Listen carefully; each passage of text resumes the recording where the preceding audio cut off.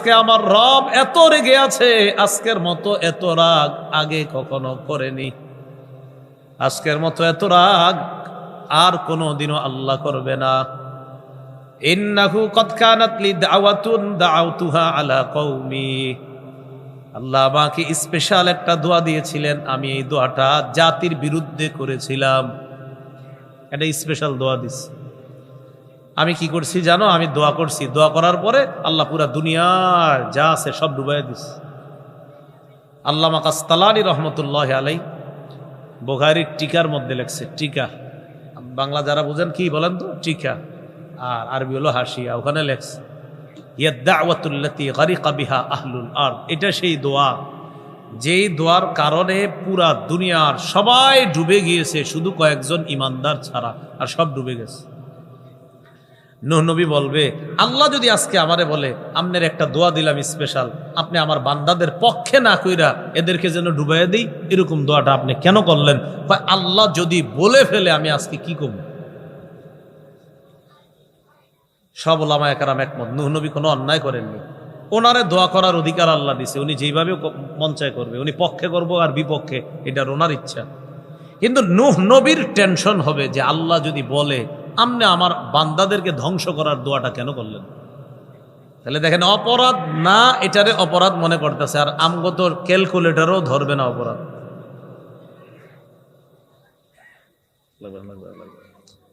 আমার গরমের কারণে অনেকে টেনশনে পড়ে গেছে সামনে, যে হুজুরের কষ্ট হইতেছে। আমরা মোটামুটি বয়ানটা শুনি, কোনো কষ্ট টষ্টের দিকে তাকানোর কোনো দরকার নাই। আমার এই ঘাম আমি মেনে নিয়েই বয়ান করবো, তবে আপনারা টেনশন করেন না, পুরো বয়ানটা মন দিয়ে শোনেন, তাহলে আমি মন খুশি হব। ঠিক আছে তো ইনশাল্লাহ? আচ্ছা, রাসূলুল্লাহ সাল্লাল্লাহু আলাইহি সাল্লাম নূহ আলাইহিস সালাতু ওয়াস সালামের কথা যখন বললেন, বলার পর জনগণকে নূহ আলাইহিস সালাতু ওয়াস সালাম বলবে, ইযহাবু ইলা গায়রি ইযহাবু ইলা ইব্রাহিম আলাইহিস সালাতু ওয়াস সালাম, আমি ছাড়া অন্য কারো কাছে যাও, ইব্রাহিম নবীর কাছে যাও, আমি তোমাদের জন্য সুপারিশ করতে পারবো না। তিনিও তিনবার বলবে, নফসি নফসি নফসি, আমি সুপারিশ প্রত্যাশী, আমি নিজেই নিজের পরিত্রাণ চাই, আমি আমার টেনশন নিয়ে আছি, তোমরা অন্য কারো কাছে যাও, ইব্রাহিম নবীর কাছে তোমরা যাও। ফায়াতুনা ইব্রাহিম আলাইহিস সালাতু ওয়াস সালাম, সবাই ইব্রাহিম নবীর কাছে আসবে। আসার পর বলবে, ইয়া ইব্রাহিম আনতা নাবিয়্যুল্লাহ ওয়া খলিলুহু মিন আহলিল আরদ, আপনি হলেন আল্লাহর নবী আর দুনিয়াতে আল্লাহর প্রথম খলিল। কি বললাম? প্রথম খলিল, তার মানে খলিল আরো আছে। এটা আমিও ছোটবেলা থেকে জানতাম নাই, কিন্তু হাদিসে পড়া বুঝছি আছে।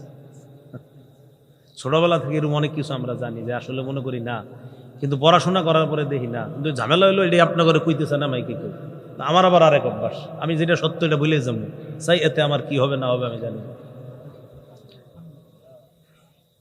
যেমন আমি সাহস করে বলে ফেলছি, ছোটবেলা থেকে জানতাম সালামে 90 নাকি, ঠিক না? আমিও জানতাম। এই মাইকেও হয়তো অনেকে কইছে সালাম দিলে কত, তো আপনারা চিল্লায় গেছেন 90 নাকি, জবাব দিলে কত কইছেন 10, এরকম। অথচ কোন জায়গায় লেখাটা আছে আমি আজও পর্যন্ত খুঁজতেছি যে সালামে 90 নাকি। আমিও জানতাম এটাই, হাদিসে কি জানলাম সেটা হলো মূল বিষয়। রসুলের কাছে এক সাহাবী আইসা বলছে, আপনি কোয়ার কারণে যাক ভালো হয়েছে, একটা হাদিস জানবে সবাই। আইসা সালাম দিছে, আসসালামু আলাইকুম। নবী সালামের জবাব নিছে, সালামের জবাব নেওয়ার পর লোকটা বসে গেছে। নবী বললেন, আশারুন, আল্লাহ তারে 10টা সওয়াব দিস। কত নাকি? 10। আরেকজন আসছে, আসার পর বললেন, আসসালামু আলাইকুম ওয়া রাহমাতুল্লাহ, রহমাতুল্লাহটা বাড়াইছে। এটা বলার পর বসে গেছে। নবীজি বললেন, 20 20 নাকি। আরেকজন আইসা বললেন, আসসালামু আলাইকুম ওয়া রাহমাতুল্লাহি ওয়া বারাকাতুহু। সালামের জবাব নবী নিলেন, লোকটা বসে গেছে। নবী বললেন, 30 নাকি। আরেকটা শিথিল বর্ণনায় আছে, এক ব্যক্তি আসছে, আসার পর সালাম দিছে, আরেকটু বাড়াইছে। নবী বললেন 40 নাকি। কত নাকি? এই 40 পর্যন্ত আপনার পাওয়া যায়, কিন্তু আনফরচুনেটলি 90টা কোত্থেকে আসলো? হয়তো কেউ প্রথম বলে ফেলছে, তখন থেকে আপনার শুরু হয়ে গেছে আর কি 90। তো এই আর কি বিষয়গুলো। আমিও ছোটবেলা থেকে জানতাম ইব্রাহিম নবী খলিল, কিন্তু রসুল ইন্তেকালের 5 দিন আগে জানা গেছে, না শুধু ইব্রাহিম নবী খলিল না, আমি মুহাম্মদকেও আল্লাহ খলিল বানাইছি। ইন্তেকালের মাত্র 5 দিন আগে। হাদিসটাও কইরা ফেলি, মুসলিম শরীফের হাদিস। রাসূল সাল্লাল্লাহু আলাইহি সাল্লাম বলেন, ইন্নাল্লাহা ইত্তাখাযানি খলিলান কামাত্তাখাযা ইব্রাহিমা খলিলা। শোনো, ইব্রাহিম নবীরে আল্লাহ যেমন খলিল বানাইছে, আমাকেও আল্লাহ তেমন খলিল হিসাবে গ্রহণ করছে, মানে অন্তরঙ্গ বন্ধু। লাউইত্তাখাযতু খলিলান লাত্তাখাযতু আবা বকরিন খলিলা। আমি যদি দুনিয়ার কাউকে অন্তরঙ্গ বন্ধু বানাইতাম তো আবু বকরকে আমার খলিল বানাইতাম, কিন্তু আমি বানাইতে পারতেছি না। কারণ আমার রব আমারে খলিল হিসাবে অলরেডি গ্রহণ করে ফেলছে। তাহলে খলিল কয়জন? 2 জন।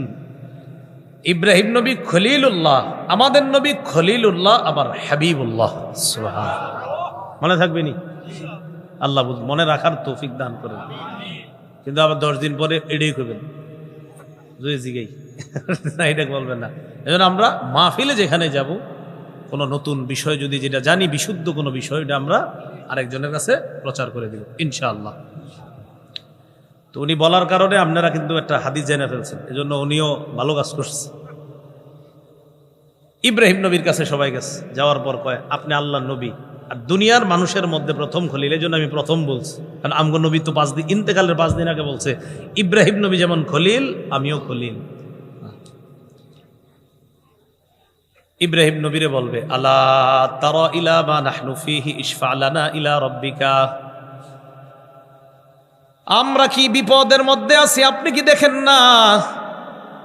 আমাদের জন্য রবের কাছে সুপারিশ করেন, রব যেন আমাদেরকে এই অবস্থা থেকে পরিত্রাণ দিয়ে দেয়। ইব্রাহিম নবী বললেন, কদ কাযাবতু সালাসা কাযিবাত। দুনিয়ার মধ্যে 3টা কথা আমি ডাইরেক্ট না বলে একটু অন্য ভাবে বলেছিলাম। কাযাবতু সালাসা কাযিবাত। ওলামায়ে কেরাম বুঝতেছে এই জায়গায় আমি কি করতেছি ঘটনাটা। কাযাবতু সালাসা কাযিবাত, আমি দুনিয়ার মধ্যে 3টা কথা ডাইরেক্ট না বলে একটু অন্য ভাবে বলেছিলাম। আল্লাহ যদি আজকে আমাকে বলে, আপনি কেন 3টা কথা সরাসরি না বলে একটু অন্যভাবে বললেন, আমি কি জবাব দিব? চিন্তা করছেন? 1 নাম্বার, জাতি আমারে বলছে শিরিকের কাজে যাওয়ার জন্য, আমি বলছি ইন্নী সাকিম, আমি অসুস্থ। জাতি মনে করছে আমি শারীরিক অসুস্থ, আমার নিয়ত ছিল আমি মানসিক অসুস্থ। কারণ শিরিক করাটাই একটা অসুস্থতা, শিরিক করা অসুস্থতা। তাই আমি বলছি আমি অসুস্থ, আমার টার্গেট ছিল আমি মানসিক অসুস্থ, কারণ শিরিক কাজ এটা মানসিক অসুস্থতা। কিন্তু আমার জাতি মনে করছে আমি শারীরিক অসুস্থ। আল্লাহ যদি বলে, আপনি এমন শব্দ কেন বললেন যেটাতে মানুষ মনে করছে আপনার শরীর অসুস্থ, কিন্তু আপনি তো জানেন আপনার মন অসুস্থ। 1। 2 নাম্বার, জাতি যখন মেলায় যায়, যাওয়ার পর এরা যেই সমস্ত দেবদেবীদের পূজা করে, তাদের ঘরের মধ্যে ঢুকলাম, ঢুকার পর ফাজআলাহুম জুযাদান ইল্লা কাবীরাল লাহুম। ছোট ছোট যত যত দেবদেবী ছিল সবগুলারে টুকরা টুকরা করছে, ইল্লা কাবীরাল লাহুম, বড়টা ছাড়া।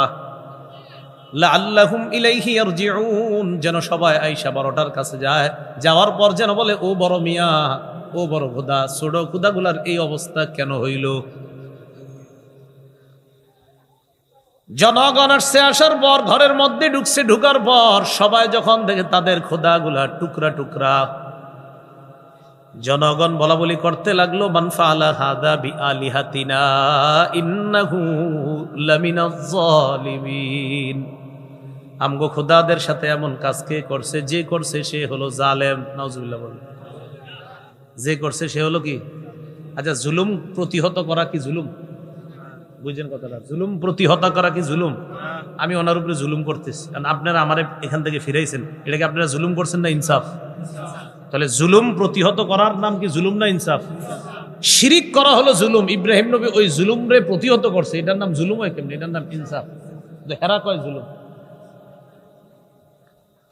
তো এই কথা বলার পর তখন একজন কয়, কোম্পানি, ঠিক আছে বিসমিল্লাহ।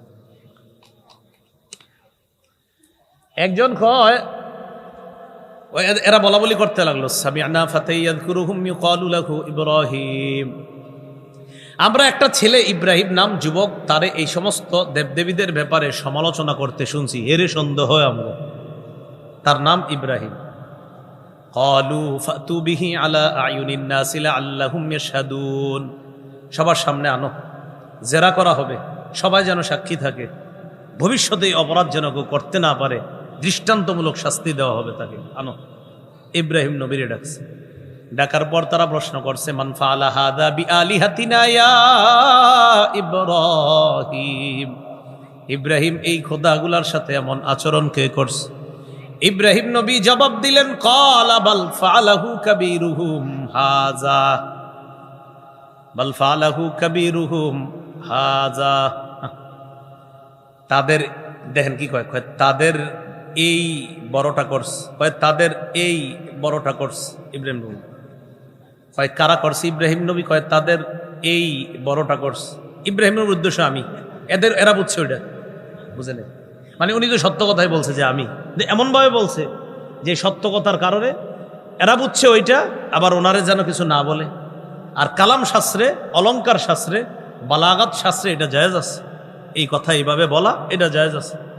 ছাত্র ভাই যারা আছেন, দুরুসুল বালাগাত বা মুখতাসারুল মানি পড়ে থাকলে এটা সহজে বোঝার কথা।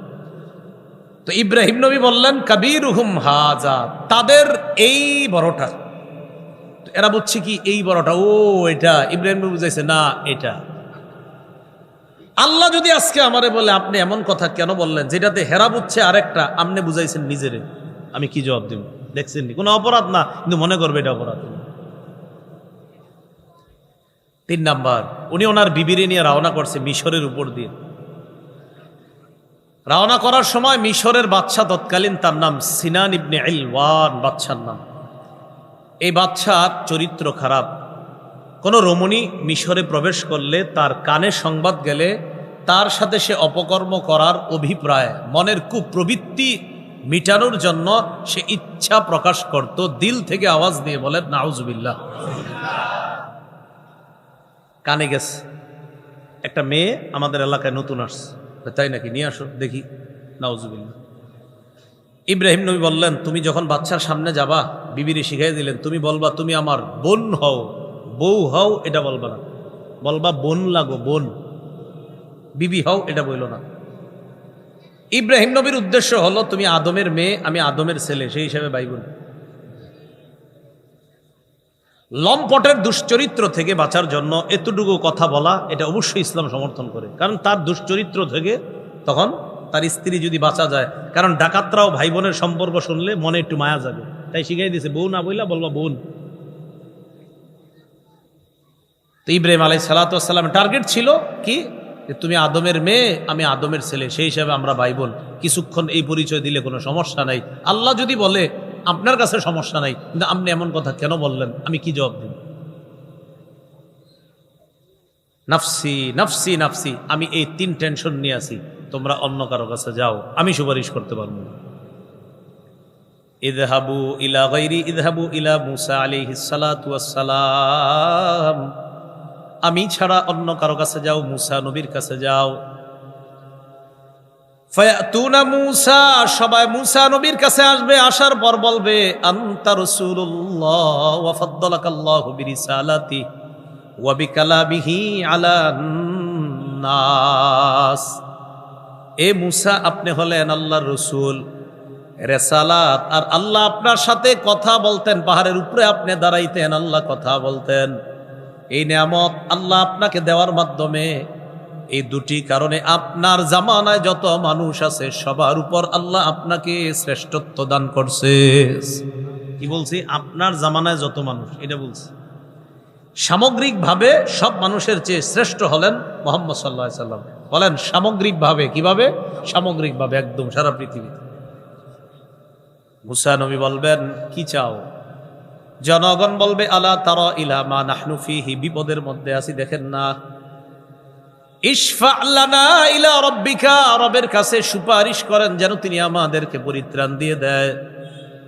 মূসা নবী জবাব দেয়, কদ কতালতু নাফসান লাম উমার বিকতলিহা, দুনিয়ার মধ্যে একজনকে আমি হত্যা করেছিলাম, যাকে হত্যা করার হুকুম আমাকে দেওয়া হয় নাই। একজনকে ঘুষি মারছি, মরে গেছে। ঘুষি মারলে যে মরে যাবে উনি কি জানতেন? ফাওয়াকাযাহু মুসা ফাকাদা আলাইহি, ঘুষি মারছে, মরে গেছে। আল্লাহ জানে এটা কিরম ঘুষি ছিল। মারা যাওয়ার পর মুসা নবী আল্লাহকে বলেছিলেন, রব্বি ইন্নী যালামতু নাফসি ফাগফিরলি, আল্লাহ আমি জুলুম করেছি নিজের উপর, আমাকে তুমি ক্ষমা করে দাও। কোরআনে আছে, আল্লাহ বলেন ফাগফারা লাহু, আল্লাহ মুসা নবীকে ক্ষমা করে দিস। তো ক্ষমা করে দিলে তো আর কোনো সমস্যাই নেই। কিন্তু মুসা নবী মনে করবে যদি বইলা ফেলে যে আপনি একজন নবী হয়েছেন ভবিষ্যতে, 25 বছরের কাছাকাছি বয়সের সময় এই আপনার ইয়াটা হয়েছে, ওই যে লোকটা মারা গেছে, তো মুসা নবী তো তখনও নবুয়ত পায় নাই। কিন্তু আল্লাহ যদি আমারে বলে আমি তো আপনারে তারে মারার হুকুম দেই নেই, আপনি মারলেন কেন? বলবে না আল্লাহ কয় যদি বলে ফেলে যে আপনার মতো লোক এইটা ঠিক হয় নাই করাটা, যদি বলে ফেলে আমারে, আমি কি করব? আমি এই টেনশনটায় আছি, নাফসি নাফসি নাফসি 3 বার বলবে। আমি নিজেই সুপারিশ প্রত্যাশী। ইযহাবু ইলা গায়রি ইযহাবু ইলা ঈসা আলাইহিস সালাতু ওয়াস সালাম, আমি ছাড়া অন্য কারো কাছে যাও, ঈসা নবীর কাছে যাও। ফায়াতুনা ঈসা, সবাই ঈসা নবীর কাছে যাবে, যাওয়ার পর বলবে লা তারা ইলা মা নাহনু ফীহি, ঈসা আমাদের বিপদ কি আপনি দেখেন না? আনতা রাসূলুল্লাহ ওয়া কালিমাতুহু আলকাহা ইলা মারইয়াম রূহুম মিন, আপনি হলেন আল্লাহর রাসূল, আল্লাহর কালিমা, যেই কালিমা আল্লাহ মারিয়ামের মধ্যে নিক্ষেপ করেছেন। বাবা ছাড়া আপনাকে দুনিয়ার মধ্যে এনে আল্লাহ তার কুদরত প্রকাশ করে দিছেন। বাপ ছাড়া মানুষ বানাইতে আল্লাহ পারেন, এটা দেখাই দিছে। এই জায়গা আবার একটু ইয়াস, এই জায়গাটা এই যে ঈসা নবী, বাবা মাটির তৈরি তাই সন্তানও মাটির তৈরি, এটা আমরা বলি। এখন আমগরে যদি কেউ বলে বাবা মাটির তৈরি তাই সন্তান মাটির তৈরি, ঈসা নবীর তো বাপে নাই, তিনি কিসের তৈরি? মানে আমগরে আটকাইতে চাই এটা বইলা। ঈসা নবীর কি নাই? আরে কানাকা কি নাই? তো উনি কিসের তৈরি? আমরা বলি আর কি বাপ মাটি তাই সন্তানও মাটি হবে। তো ঈসা নবীর তো আব্বাই নাই, এটা বইলে বলে আমগো এক ওহাবি হুজুরে আটকাই দেয়, এরকম কয় আর কি ওই বিভিন্ন জায়গায়। এটার জবাব হলো কোরআন ঠিক মতো বললে এটার জবাব আছে। তো আমার একদিন একজনে বলার পর আমি বলছি কোরআনের ওই আয়াত ছাড়া উনি মনে হয় আগে পরে সব গবেষণা করে ফেলছে, শুধু ওইটা ছাড়া। কোনটা? আমি সূরা আলী ইমরানের 59 থেকে 63 নম্বর আয়াতে আছে ঈসা নবীর আল্লাহ কেমনে বানাইছে। সুবহানাল্লাহ। ইন্না মাসালা ঈসা ইনদাল্লাহি কামাসালি আদম, ঈসা নবীর দৃষ্টান্ত আল্লাহর কাছে আদমের মতো। খালাকাহু মিন তুরাব, আল্লাহ আদমরে যেমনে বানাইছে ঈসারও এমনি বানাইছে। আদমরে মাটি দিয়া বানাইছে, ঈসারও মাটি দিয়া বানাইছে। কি যুক্তি দিয়ে আটকাই দিছে ওয়াহাবি হুজুর। তাহলে বলেন তো ঈসা নবীর সৃষ্টি আল্লাহর কাছে কোন নবীর মতো? আদম নবীর মতো। তো আদমরে যেমনি বানাইছে ঈসা নবীর এইভাবে বানাইছে। তো এই সব জায়গায় আমি কি বলি, আমি বলি কি এই আয়াত ছাড়া আগে পরের সবগুলো হয়তো উনি পাইছে, এটা হয়তো পায় নাই, তাই গবেষণা করতে পারে নাই। আশা করি গবেষণা করবে এটা পাইলে। যেমন মেরাজ রজনীতে আল্লাহ রসুল 50 ওয়াক্ত নামাজ পাইছে। কয় ওয়াক্ত? আমাদের দেশের একজন কোরআনের গবেষক, যিনি শুধু কোরআন গবেষণা করে হাদিস মানতে চায় না, তিনি দাবি করে বসলেন একদিনে 50 ওয়াক্ত নামাজ, এটা নবীর নামে মিথ্যা কথা। নাউজুবিল্লাহ বলে। এটা সহিহ বুখারীর 349 নম্বর হাদিস, মুসলিম শরীফের 300 নম্বর হাদিস, মাদ্রাসা পাঠ্যপুস্তক অনুসারে 162 নম্বর হাদিস এখানে আছে। তো ওনার মাথায় ধরে না একদিনে আল্লাহ 50 ওয়াক্ত নামাজ কেমনে দিস, শেষে না 5 ওয়াক্ত করছে, কিন্তু ওনার কথা হলো আল্লাহ 50 দিলে এটা কেমনে সম্ভব, এটা ওনার মাথায় ধরে না, তাই এই হাদিস উনি মানতে চায় না। তো আমার এটা একজনে বলছে, তখন গাড়ি দিয়ে যাইতেছিলাম আপনার নরসিংদীর দিকে।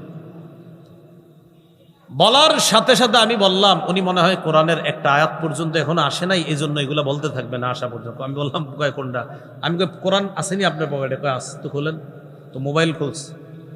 খোলার পরে আমি বললাম আপনি যে গবেষকের গবেষণায় খুব অনুপ্রাণিত হইয়া, উনি আবার একটা মাদ্রাসায় প্রতি বছর 1 লক্ষ টাকা দান করতো, কিন্তু এখন আর দান করে না, নরসিংদীর এক মাদ্রাসায়। কেন? উনি আর এই মাদ্রাসায় দান টান করবে না। উনি কোরআনের গবেষকের কথা শুনে না বুঝছে যে মাদ্রাসায় হাদিস ইত্যাদি পড়ানো হয়, এগুলো সঠিক না, শুধু কোরআন এটাই মানতে হবে। এটা বলছে, এটা ওনার বুঝে এসে গেছে। তো পকেট থেকে মোবাইল খুলছে, আমি কই সূরা মাআরিজ খুলেন, খুলছে 29 পারার। তো খোলার পর আমি বললাম পড়েন। তো আরবি তো আর কদ্দুর পড়বে, আমি অনুবাদ পড়েন। অনুবাদ পড়তে পড়তে একটু পরে আস তারজুল মালাইকাতু ওয়ার রূহু ইলাই ফি ইয়াউমিন কানা মিকদারুহু 50 আলফা সানা। আল্লাহ বলছেন ওখানে একদিনের সমান হবে 50,000 বছরের সমান। 50 বেশি না 50,000 বেশি? তা আমি বললাম, আপনার গবেষক 50 একদিনে মানতে পারলো না, উনি যখন কোরআন গবেষণা করতে করতে এই আয়াতে আসবে তখন 50,000 মানবে কেমনি? হ্যাঁ, এটা কি পায় নাই তাইলে হে কইতেছে, এটা অভ্যাস এগুলো। আমি কই মনে হয় পায় নাই, আগে পরে সবগুলো পাইছে, এটাই মনে হয় পায় নাই। এইগুলো আমাদের দেশের হালাত। পড়বেন, আপনারাও পড়বেন, সবাইরে বলি, পড়াশোনা করলে নলেজ বাড়বে, জ্ঞান বাড়বে, এটা খুব জরুরি বিষয়। রাসূলুল্লাহ সাল্লাল্লাহু আলাইহি সাল্লাম ঈসা আলাইহিস সালাতু ওয়াস সালামের ব্যাপারে বলেন, ঈসা নবী তার কোনো ত্রুটির কথা উল্লেখ না করে বলবে, এদিক সেদিক গিয়া কোনো লাভ নাই। ইযহাবু ইলা মুহাম্মাদিন সাল্লাল্লাহু আলাইহি ওয়াসাল্লাম قد غفر الله له ما تقدم من ذنبه وما تأخر وفي رواية قد غفر له ما تقدم من ذنبه وما تأخر। আমি ছাড়া অন্য কারো কাছে যাও, মুহাম্মদ সাল্লাল্লাহু আলাইহি ওয়াসাল্লামের কাছে যাও। মুহাম্মদ তিনি হলেন এমন একজন নবী যার আগে পরে কোনো গুনাহ নাই। যাও যাও, ওনার আগে পরে সব মাফ ওনার কাছে যাও। ফায়াতুন্নি, সবাই আমার কাছে আসবে। ফাআনতালিকু হাত্তা আতি তাহতাল আরশ, আমার কাছে আসার পর আমি আরশের নিচে যাব, যাওয়ার পর আকাউ সাজিদান লিরাব্বি, আমি সিজদার মধ্যে পড়ে যাব। কোথায়? সিজদায় পড়ে যাব। সিজদায় পড়ে যাওয়ার পর ফায়াদাউনি মা শা আল্লাহ, আল্লাহ যতক্ষণ মন চায় ততক্ষণ আমাকে সিজদার মধ্যে রাখবেন। বিসমিল্লাহ। সিজদার মধ্যে যখন আমি থাকবো, আল্লাহু আলহামদুলিল্লাহ, সুম্মা ইয়াফতাহুল্লাহু লি মিন মাহামিদিহি ওয়া হুসনিস সানাই আলাইহি, আল্লাহ আমাকে এমন কিছু প্রশংসা করার জন্য বাক্য শিখায়া দিবে যা আমার আগে আর কাউকে শিখায় নাই। আহমাদুহু বিতাহমিদিন ইউআল্লিমুনিহি, আমি এমন প্রশংসা করব যে প্রশংসা করাটা আল্লাহ আমাকে শিখায়া দিবে। এমনি এমনি আমার প্রশংসা করবে। আমি সিজদায় পড়ে প্রশংসা করতে করতে এক পর্যায়ে আমাকে বলা হবে, ইরফা রাসাক, মাথা উঠান। মাথা উঠানোর পর 3টা কথা বলা হবে। বলেন কয়টা? 1 নাম্বার সাল তুত, যা মন চায় চান দেওয়া হবে। 2 নাম্বার কুল তুসমা, যা বলার বলেন, শ্রবণ করা হবে। 3 নাম্বার অশফা তুশাফা, সুপারিশ করেন, মঞ্জুর করা হবে। নবীজি সাল্লাল্লাহু আলাইহি ওয়াসাল্লামের সুপারিশে বিচার ব্যবস্থা তৈরি হবে, বিচার শুরু হবে। বিচার সারা, হিসাব সারা। আল্লাহ বলবেন, আদখিল মিন উম্মাতিকা মিনাল বাবিল আইমান মিন আবওয়াবিল জান্নাহ মান লা হিসাব আলাইহিম, হিসাব ছাড়া আপনার উম্মতের অসংখ্য অগণিত একদল উম্মত। এক বর্ণনায় ৭০ আলফান, ৭০,০০০, আরেক বর্ণনায় ৭০০ আলফিন, ৭ লাখ বিনা হিসাবে জান্নাতের ডান পাশের দরজা দিয়ে ভিতরে প্রবেশ করায়া দেন। এগো কোনো হিসাব হইব না, এগো হিসাব নেওয়াই দরকার নাই। রাসূল বলেন, জান্নাতের কপাট কত বড় জানো? এক দরজা। আন্নামা বাইনা মিসরাইনি মিন মাসারি'i আবওয়াবিল জান্নাহ কামা বাইনা মক্কা ওয়া হিময়ার আও কামা বাইনা মক্কা ওয়া বুসরা। মক্কা থেকে ইয়ামানের সনআ অথবা মক্কা থেকে বসরার দূরত্ব যত, জান্নাতের একটা দরজার 2 পাশের কপাটের দূরত্ব এই পরিমাণ। কাফেরের ঘর কত বড় জানেননি? কাফেরের ঘর বুখারীতে আসছে, কিতাবুর রিকাকে, কমল হওয়া অধ্যায় আছে ইমাম বুখারী। ইন্নামা বাইনা মানকাবাইল কাফিরি মাসিরাতু সালাসাতি আইয়ামিন লিরাকিবিল মুসরি'i, একজন দ্রুতগামী ঘোড়সওয়ার ঘোড়া চালায়া 3 দিনে যেই পরিমাণ যাইতে পারবে, একজন কাফেরের 2 কাঁধের দূরত্ব এই পরিমাণ। আল্লাহ আমাদেরকে হেফাজত করেন। রাসূলুল্লাহ সাল্লাল্লাহু আলাইহি সাল্লামের সুপারিশে বিচার ব্যবস্থা শুরু হবে। কন্ত নবী হাদিসটা কেমনে কইছিল? গোস্ত কামড় দিয়া, ভুলে গেছে। আরে গোস্ত কামড় দিয়া, ওই যে গোস্ত সামনের রান কামড় দিয়া, এমনি গোস্তটা তখনও রইছে, এই পুরা কিয়ামতের বিবরণ দিয়ে দিচ্ছে, এমনি রইছে, বলে দিচ্ছে।